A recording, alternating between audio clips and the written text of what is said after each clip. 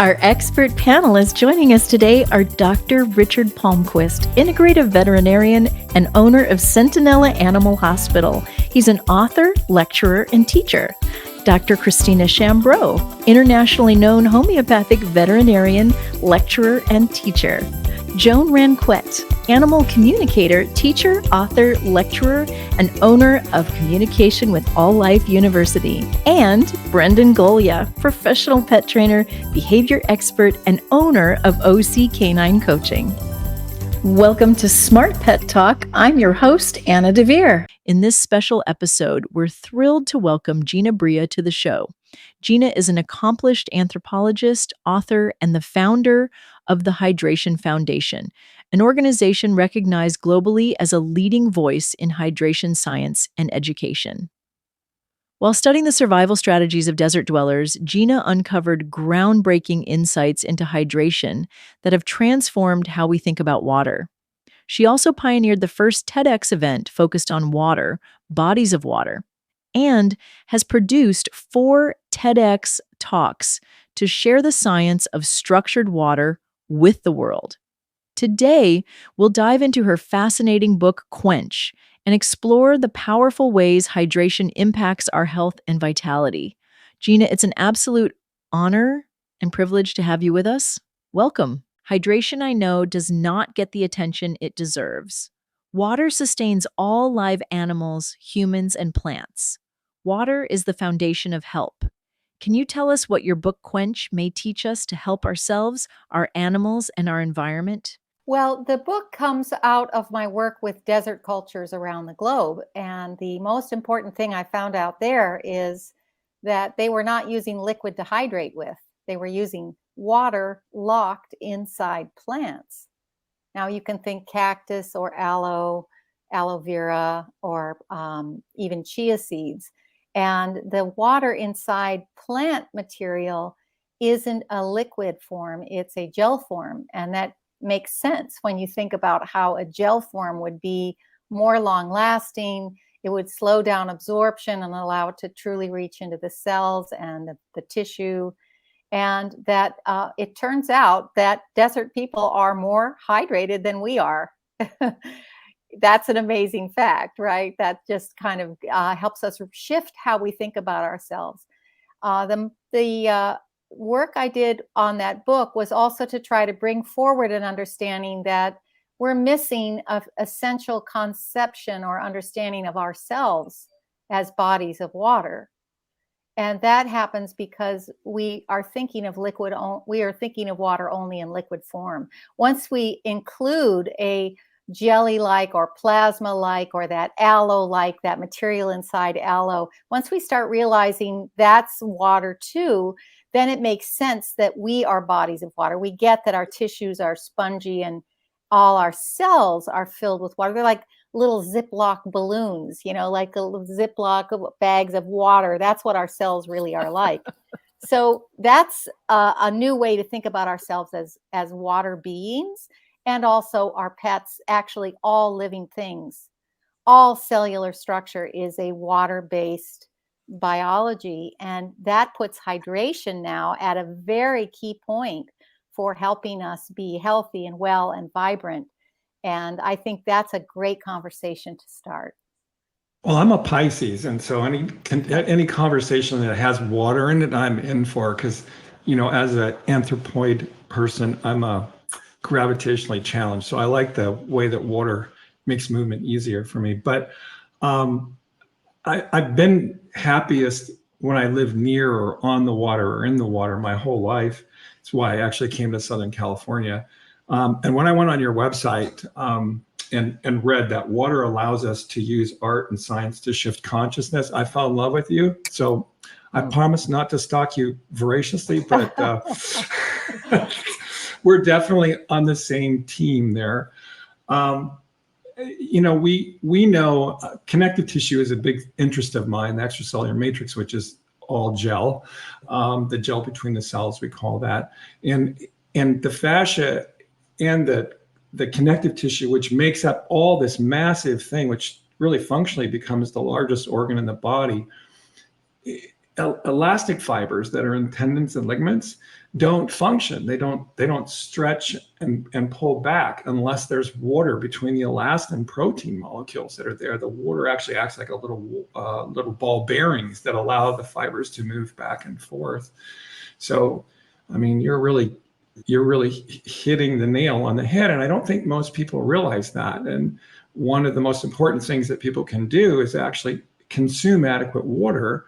And here they're on television going like, after workout, you're dehydrated. And so we've manufactured this bottle that you can buy from us in marvelous, amazing, non-natural colors that when you drink that mixture of electrolytes and sugar, that helps get water into your cells faster. Of course, they don't mention that the sugar isn't so helpful for you or your connective tissue.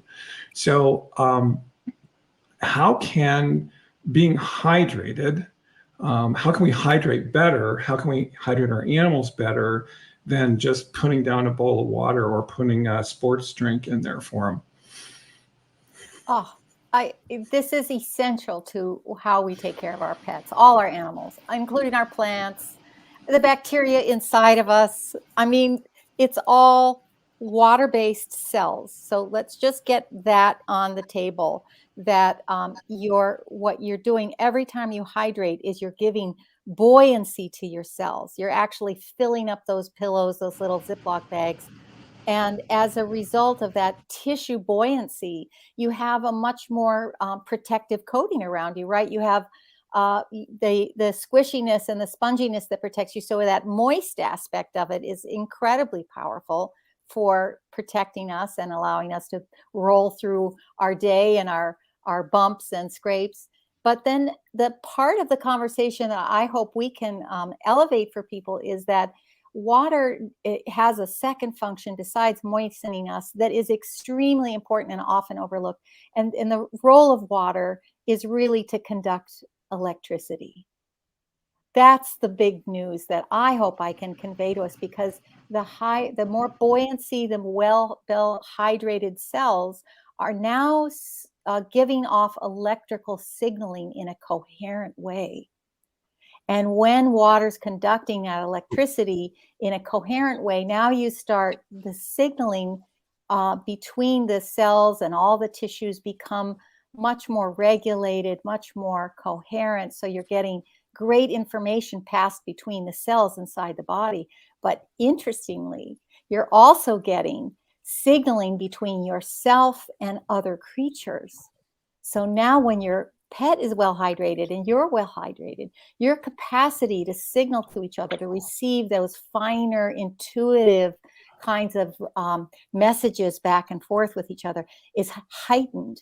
And I think we live, now I'm speaking as an anthropologist, but I think we live in such a dehydrating culture, we aren't even aware at what low function we're dealing with. Whether it's just the lack of motivation, inertia, a sense of energy, a sense of pleasure in interacting with each other, a sense of pleasure in receiving the world that's out there to receive.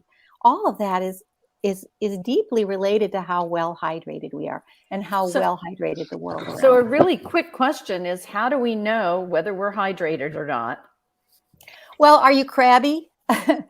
Are you cranky? Are you irritable? Are you low energy? All of those, they're not the typical things you'd hear in a doctor's office. They're going to want to do testing, or they're going to want to check whether your skin bounces back or whether your pink shows through your nail. All those kind of things are helpful. But I think it's actually way more valuable to us to look at our interior moods and feelings and thoughts, and how dark they can be or how depressed they can be. This is a buoyancy question, right? I mean, it's just as simple as that. So hydration is incredibly important for us and for our pets, of course. So we really want to help to talk today about how do we know our pets are hydrated, right? Mm-hmm. Same sorts of issues. What are their energies? What are their availabilities to move around? Do you sense that their joints are aching, or they just don't have a vibrancy of life? And I think that we can check in much more intuitively with our pets around hydration. I mean, I know everyone wants me to give them like, well, they should have had this amount of liquid to drink. But I think we really need to move into what water can really do for us, which is water's there to send us signals. It's an electrical signaling system. So what I'd love to do is help us think about how to recognize our pets are dehydrated from a more intuitive replace. We're really watching them. We're really partnering with them to see, hey, are we lively? Are we together? Are we communicating? Do you sense they're feeling joy and vivaciousness about their lives?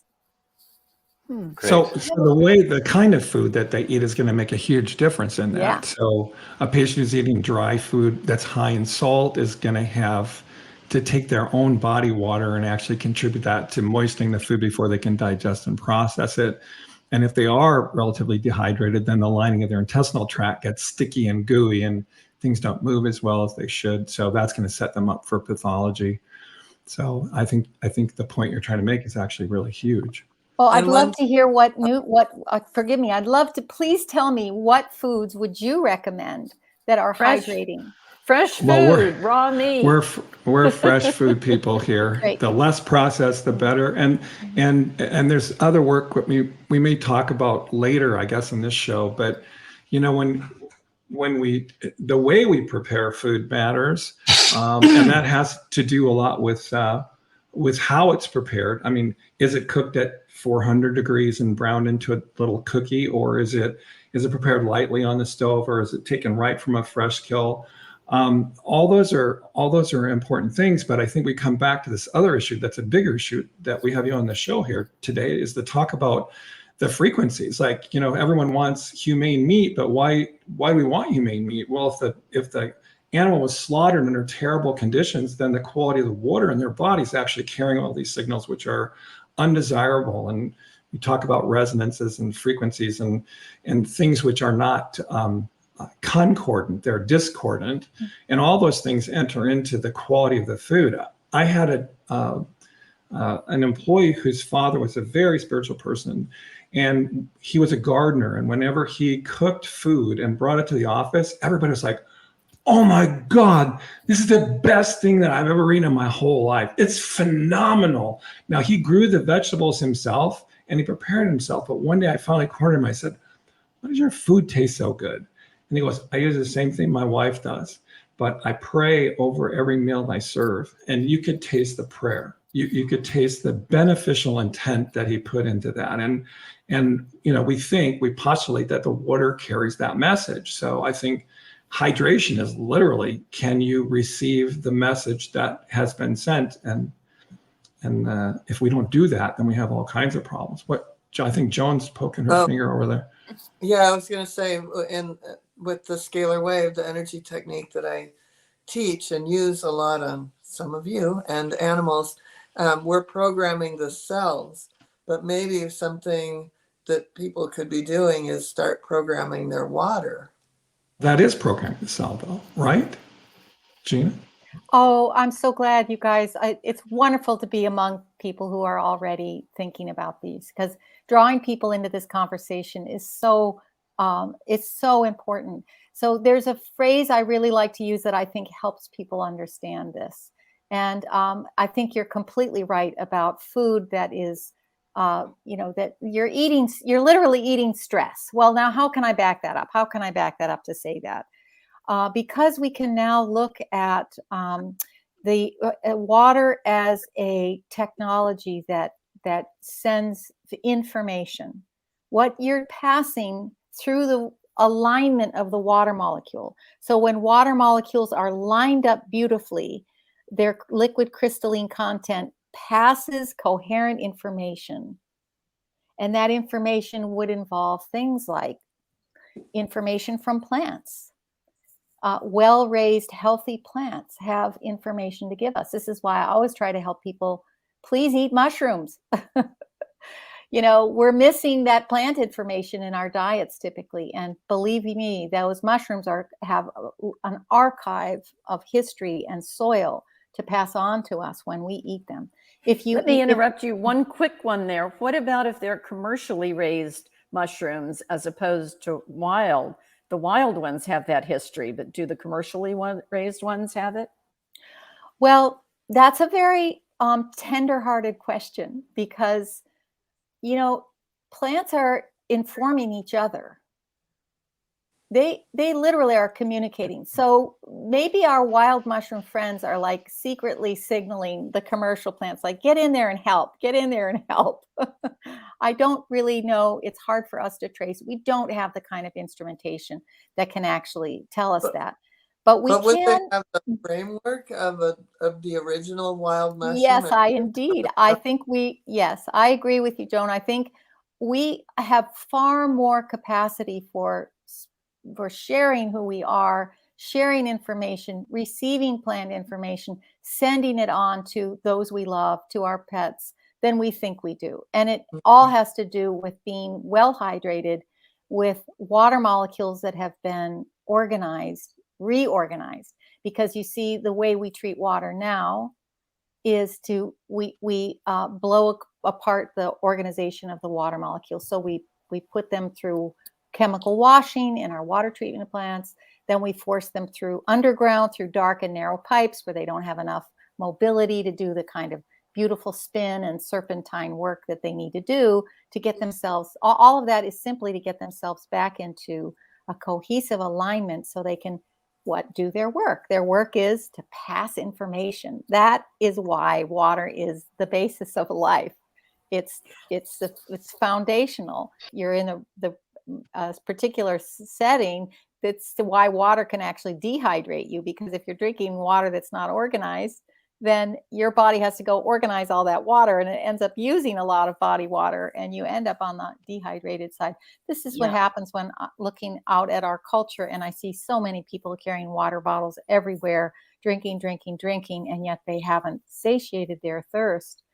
Whereas if they tried, instead of a water bottle, they tried an apple, because the water in that apple is already been taken care of by Mother Nature.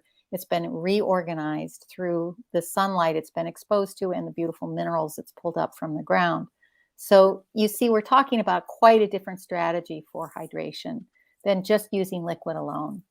It's funny because with horses, I always say, oh, here's a good water stick. I mean, I'm careful about sugars, but I'm very careful. I'm very aware of like how much hydration my horses get through apples, carrots, and that sort of thing, even green grass when it's fresh. But we don't see that as much with our dogs and cats. We don't think that way. Like, oh, here's this little water stick. Mm-hmm. And Brendan, do you notice a difference in dogs when you train them, if they're hydrated or not, or like they're great at the beginning of the session, or they start having trouble and then you stop and give them a drink that they do better afterwards? I'm really keen on looking for dogs who are seeking water, actually. Usually I can see them just motion a head tilt towards the water bowl sometimes, or I just have kind of this innate sense that it's time, due to some body language, maybe because it's obvious the environment's a little sunny. It's, I'm giving a lot of food. They've been sucking on tennis balls or frisbees, and they're, all the saliva is drained out. But I can just kind of see, like, they'll stop eating as fast or stop showing me that it's as reinforcing or rewarding. And I'm like, I think we need to mix things up and go back to giving the option to look at some water. And so I do. I actually have other questions too, because I believe it or not, actually across the street from me, we have something called a water brewery. And I was really skeptical of it, and I'm still not really sure of this. And it's all about, like what you're talking about, structured water. Mm-hmm. And I tried it out myself for about 3 or 4 months, and I brought a big giant thing at home and tried to drink exclusively out of it, and it tasted amazing. It's good water. I didn't notice much personally, but more specific to the pets, I know they add a lot of minerals to this water too, I guess to ionize it. I think that's part of how it helps communicate. I think maybe you can talk more on that. And alkalinity and so forth. I think it's a really alkaline water. I think it has a lot of minerals in it, and they do structure it somehow. Is there any risk for animals having too much mineralization for, let's say kidneys or other organs, or alkalinity for digestion? What types, is this something that is important? And also, even if we're doing all this for our pets, and not giving them an ideal diet or environment. A lot of pesticides on them, household cleaning agents all over the place, a kibble diet that's overly processed 4 times, and other enrichment, that's lacking. What do you think reasonably should be expected if we're not really holistically contributing to their welfare? Wow. Well, I'm going to start this conversation again, coming from an anthropology point of view. So I'm a nature lover first. And there's a lot of conversation around structured water right now and how to get to it. And there's even companies that use electrical platinum plates to make water. And somehow I just can't get with that. I just feel like it's too much man-made electricity interfering. We're adding all this, we're just stripping water, we're adding things, there's a lot going on there. And I think that water, the proportion of the proportions are arrived at in a very good way with the diet through food. I think even cows out there grazing all day are getting great hydration. It's like, let's just all take a break and step back and go, okay, we're operating right now in a compromised environment. And because of our kind of fear base, we're using a lot of machines to compensate, or a lot of extra expenditures of funds to get to compensate for the compromised environment, when it's possible to just try to move back to a much more natural way of being. In other words, feeding good food to your pet, getting out into that sunlight, letting them romp around on the earth, which is a huge electromagnetic, but natural electromagnetic form of charging us. What are our natural ways to enhance our life? And staying, one of the most concerning things for me is we've become indoor creatures, and we've made our pets indoor creatures. And when you come inside, you're severing yourself and your animals from a vast amount of information coming in from nature. That includes sunlight, electromagnetic fields, ground information coming up, the actual slant of the sun, and where we are in our circadian rhythms will tell our body what is the most efficient task they're supposed to be doing at this hour. In fact, there's even clocks in our bacteria. They're called molecular clocks. So even our bacteria inside of us is awaiting sunlight information, ground information, cosmic frequencies coming in to know what is the best thing to do when, how can we both be most efficient, and of course then the healthiest. So it's not so crazy to just think about how much we can get ourselves outside, how much we can open ourselves to receiving sunlight, adequate sunlight, rolling around in the grass, and that means us too. So if we have animals and we're stressed and living inside, and we get these pets to calm ourselves and make ourselves healthier, but then we stick them in the same lifestyle that's making us crazy, then they have problems and dis-ease also. So really, we sort of need to raise the roof literally, not as disruptors, but as sort of returners. And when you walk outside in nature, you're getting all those things you're talking about. You're getting biochemical messengers like terpenes, which are the scents from plants, these chemicals that change emotion. But you're getting a different quality of water in that wild area rather than the lawn that's watered with the conventional water or gray water, which is sort of sewage.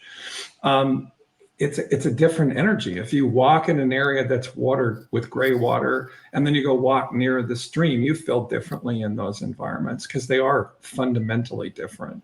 And we can argue about if it's the terpenes or if it's the something else that's the cause, but hydration and that is a much different sense. Like you get off an airplane in Los Angeles, you feel the hydration of the community here. You get off a plane in Denver, Colorado, It's a different sensation, and your body responds almost instantly. Like in Colorado, it just dries up and goes, close the pores, hold on to the water.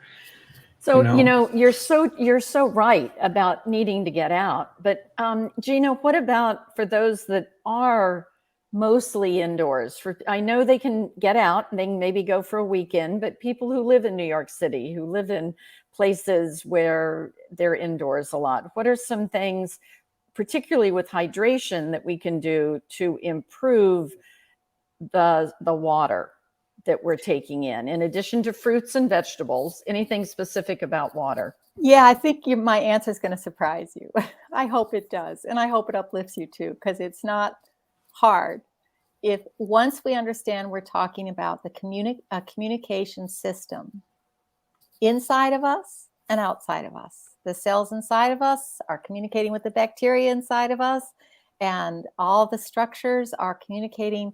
They then broadcast that out to our animals and our pets. We're receiving that incoming information. So if I can shift for you that hydration is about information transfer. And the way it's best done is when water molecules are in great alignment. And the alignment is a way that can happen in surprising ways. So there's two things I really want to share. One is movement. Movement, when you move your body or you move your animal's body, it's stretching and pulling and doing a whole series of information acts. It's becoming more cohesive. It's getting electromagnetic signaling. Every time you move, you're creating electricity, and then the water's passing it around. So when you move, or you move your pet, or you massage yourself or massage your pet, any kind of tissue movement is going to start this electrical function happening. So that's really important. And then the second thing is, if it's incoming information, and we know it's about those frequencies helping to then now harmonize the water molecules, then your next go-to that's really wonderful as an indoor environment is sound. Sound is hydrating. I'm so happy I get to say that. What frequencies are we talking about exactly at this point? Because yeah, go ahead. I know. I think well, I know. and there are a lot of options to select from on my YouTube channels. I can go 540 hertz, I can go 880, whatever. And Right. I can't really Right. tell the difference as far as how I feel. They all sound basically kind of like this monotonous kind of drone that's Ooh, I know. like it sounds like you're in a sound bath kind of a thing in a way, but which I don't mind a lot of the time. It's nice, but Right. which one matters? Well, let me share. I work with one of the world's foremost acoustic physicists. His name is John Stuart Reid. He's based in England, and he has studied all those frequencies. And the short answer I can give you is, as long as it's a low frequency beat, it's fantastic. It doesn't matter if it's 432 hertz or 817. Okay. People say they have specifics. John doesn't think so. He thinks they're all good. And even just listening to a favorite song you find it's cheering, and it does have this mood effect, which is a great place to understand you're well hydrated, is when your mood goes up.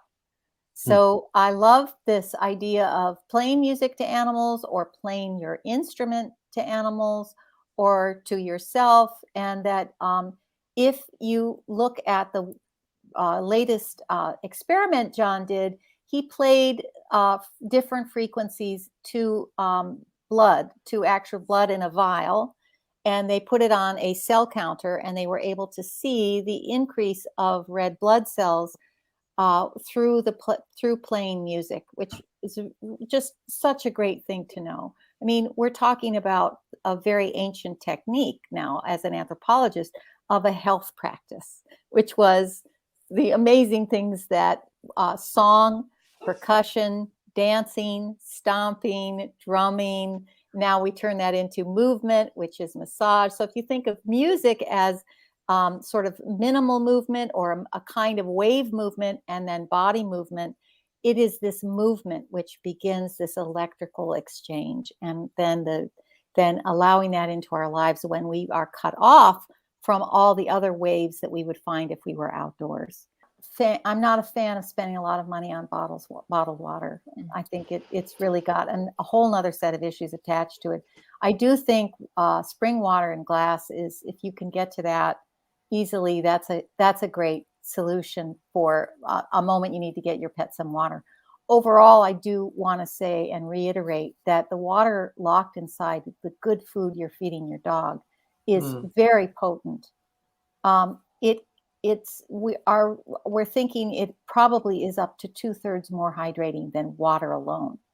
So the diet you're giving your pet is a very important part of this hydration chain that we're talking about.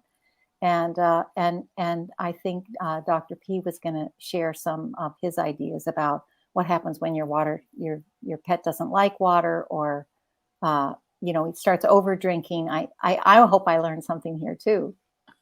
Well, I mean, I don't think that what we would say, either Dr. Christine or I, would be that particularly like earth shattering. If you go to see your veterinarian, whether he's conventional or alternative, integrative, whatever word you want to say, if you go to see them, they're going to be interested in water consumption. They're going to want to know, does your dog drink or your cat drink a normal amount of water, or have you seen an increase? And for us as medical practitioners, seeing an increase in water consumption is more important. It's a sign that there's something wrong with the system. That in cats, the most common thing that goes wrong with cats is kidney disease. And 50% of them are going to have that be the cause of their mortality. Ultimately, in a 10-year-old cat who's suddenly drinking more water, we're going to want to do laboratory work and look and see why they're drinking more, why they're peeing more. Is it kidney disease? Is it liver disease? Is it another hormonal imbalance? Like, what exactly is going on? But I think the more important part of this show for me is not how we treat dis-ease, but how we create ease and harmony. And there are like only a small number of things that we need to do to be healthier. And there's an infinite number of things that we have to do to correct the mess that we make after we get into this whole thing. And I actually think that, when we talk about these diffuse things like love, the way we water the dog actually is important. Like, you can tell about the quality of love of a person by how they deal with the water that's out there. Do they just have a tub of rainwater that's in the back that they fill when there's a storm, or is there a tub that's got green algae growing in it, or do they change the water twice a day? Is it in a metal bowl or a plastic bowl? I mean, these are all really important health issues that most people don't think about. In cats, if we feed them in plastic dishes and we put dry food in the dish, we get rancid fats and oxidized material that they rub their little chin on every time. So the long and short of it is, I think it's the way we water them that's as important as what else is going on. And I think one of the interesting things that I was really kind of drawn to in the health side of this water consumption was this idea of how you prepare the water that you put in the dish. How can we put an emotion or an intention into the water and affect the pet?